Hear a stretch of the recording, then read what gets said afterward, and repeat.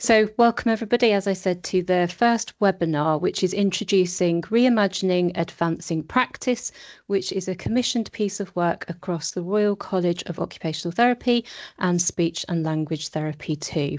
And we're delighted that you can join us here this afternoon.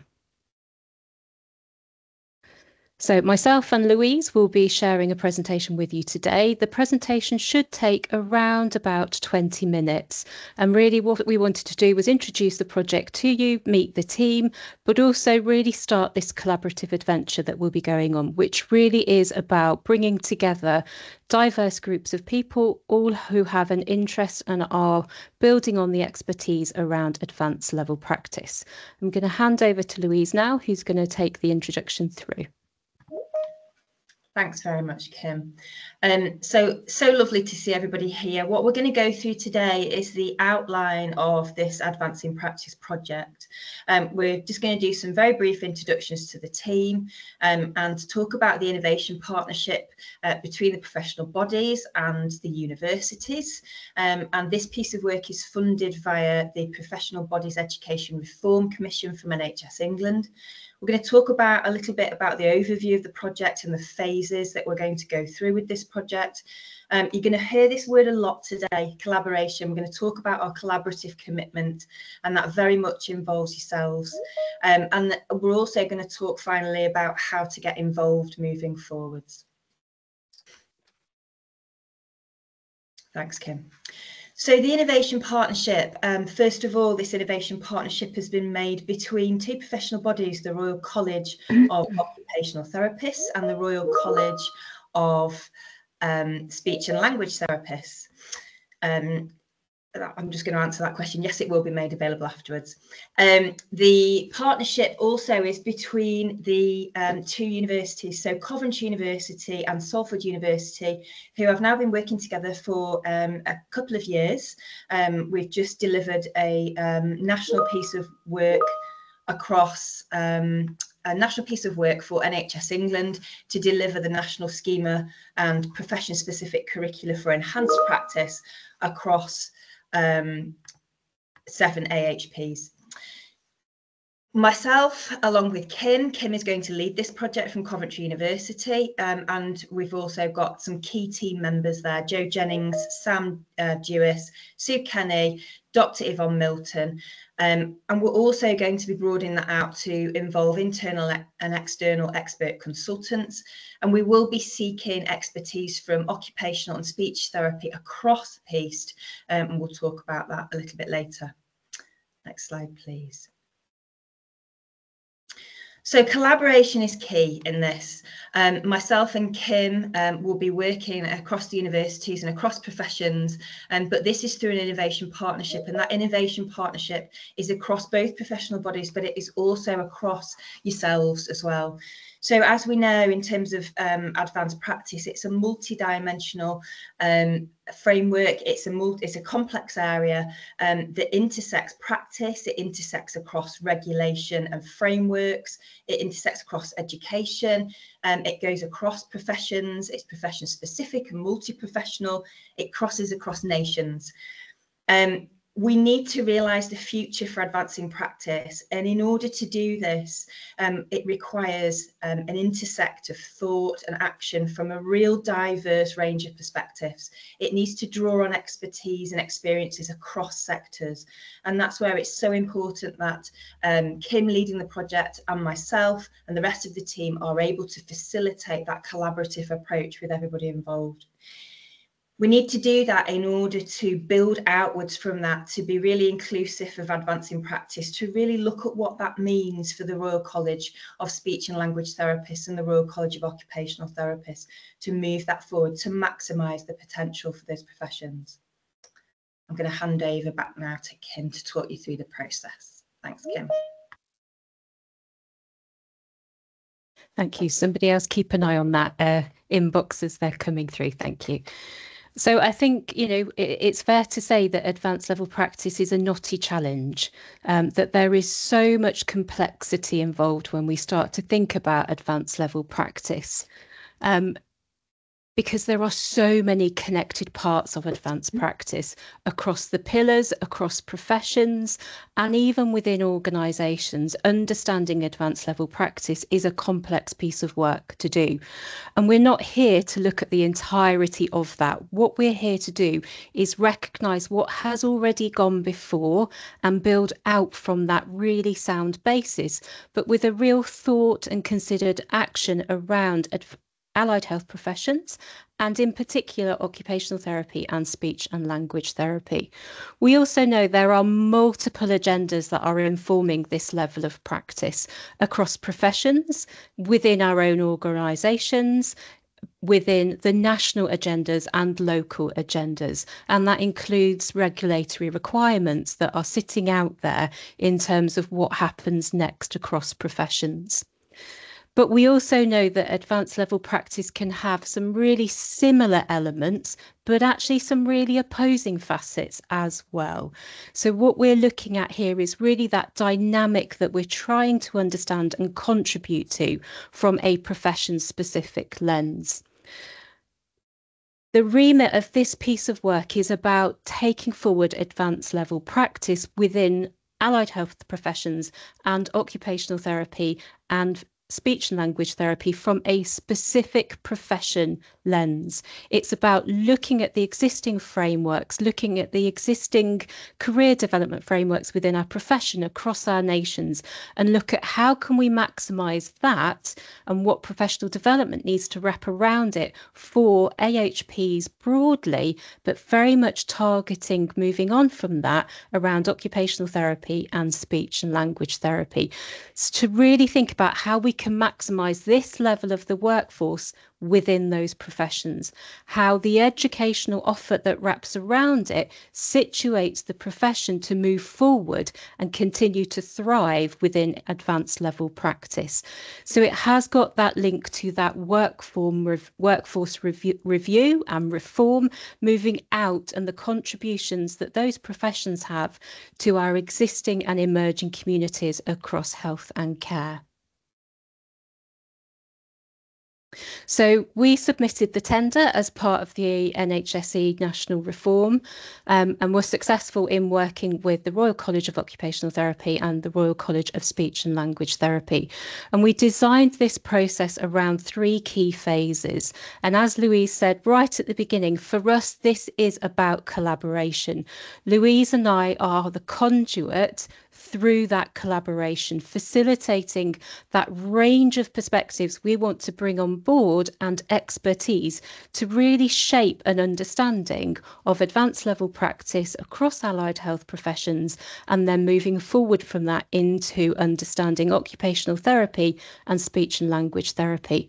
So the first part of our process is around creating the vision, and it really starts with that perspective of empathy and understanding, really seeking to deeply explore and understand allied health professions' understanding of what it is around professional development that would really enable their professions and them to thrive moving towards advanced level practice. Now, we can't do that in isolation. It is about looking at that intersect of understanding advanced level practice in all of our nations, and then how that fits for allied health professions, and then how that intersect works for occupational therapy and for speech and language therapy. Now, we can only do that through collaboration. So we are looking at holding a series of events to really draw together all of those perspectives, all of that understanding in order to move forward. So exploring stakeholder perspectives on how to develop that cohesion and clarity for allied health professions. I can see there's just a chat in there asked around, are other professions looking at this? They are, but they're choosing to do it in different ways. So if you're not represented here in terms of occupational therapy, speech and language therapy, but from that broader perspective of other professions, do reach out to your professional bodies, or do look at what they are doing as well. Different groups are choosing to look at this issue in different ways. The next thing is really then taking forward from that broad understanding around advanced level practice. What are the unique attributes for occupational therapy and speech and language therapy? What is it that will help to promote and draw down a professional development offer that works for your professions, but is aligned to the existing frameworks and aligned to existing career development professions, agendas, and frameworks across our professions? The next phase in terms of the output from phase one is really thinking about, so what will that look like as a piece of work? What will the outcome be that is helpful to take forward for each of those professions? Now, we haven't said what that is. And the reason we haven't said what that is because it should be informed by this process. So there's no predefined agenda here. There's no particular framework that we will end up writing. It is absolutely key that we as professions drive that forward across all of our sectors, including from a HEI perspective.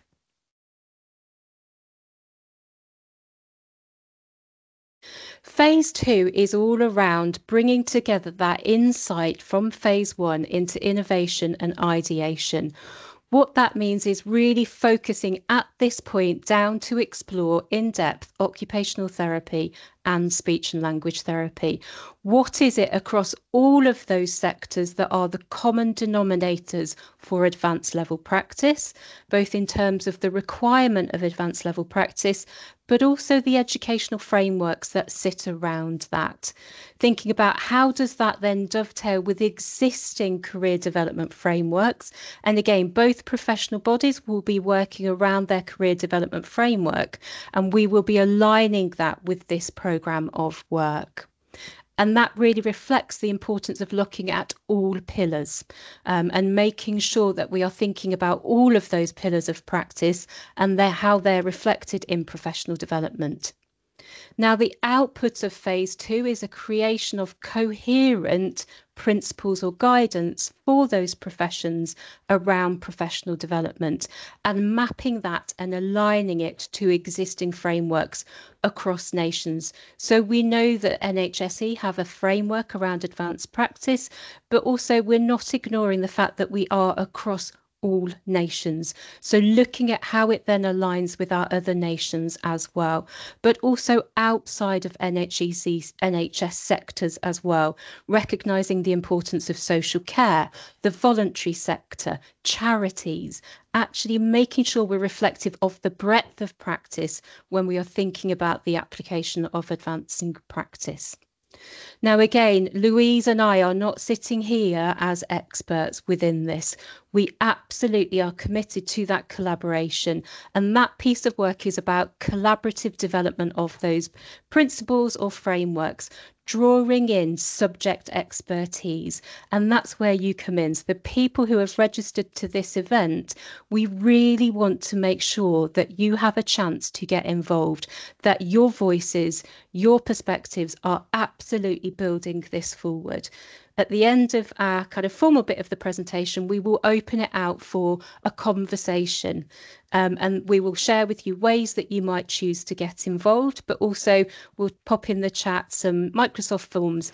If you really want to get involved in that subject expertise part, we'll pop a form in the chat and you'll be able to give us your perspectives and how you think you can contribute as part of that. And then finally, phase three. Phase three is about so what? So we could come up with a great set of principles, but how do we make sure they are embedded moving forward? So phase three is around accelerate. It's about how do we lift this up? How do we take it further? So working with the professional bodies to identify the range of audiences where we can disseminate this work out, the implementation and an action plan.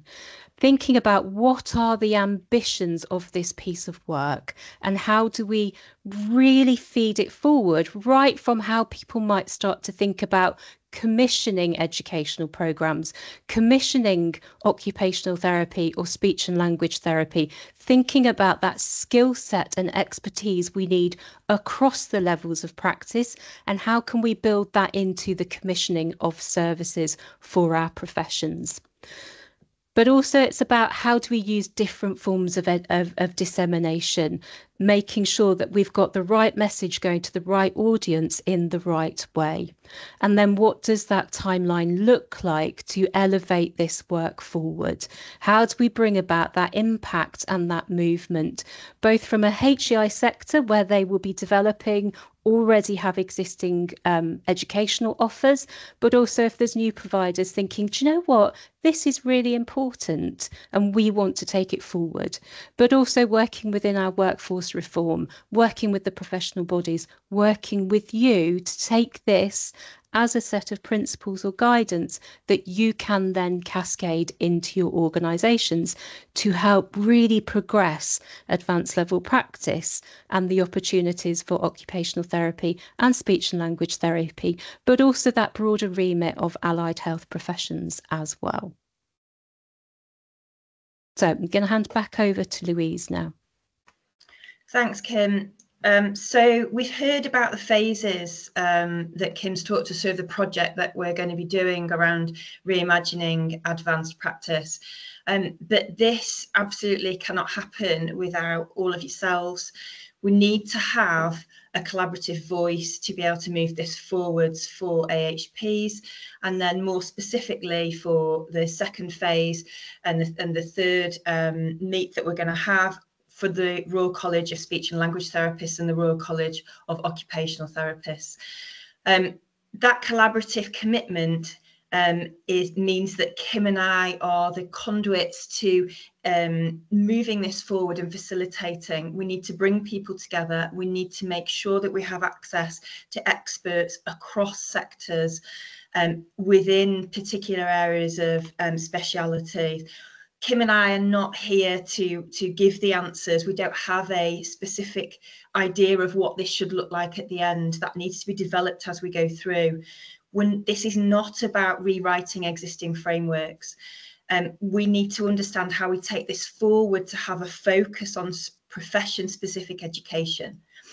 This is absolutely a fantastic opportunity for AHPs to work collaboratively and build on the expertise that's already in place. Next slide, please.